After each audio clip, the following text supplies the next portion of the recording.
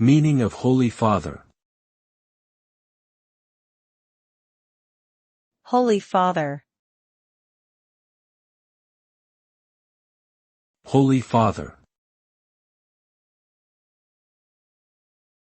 Holy Father. Holy Father.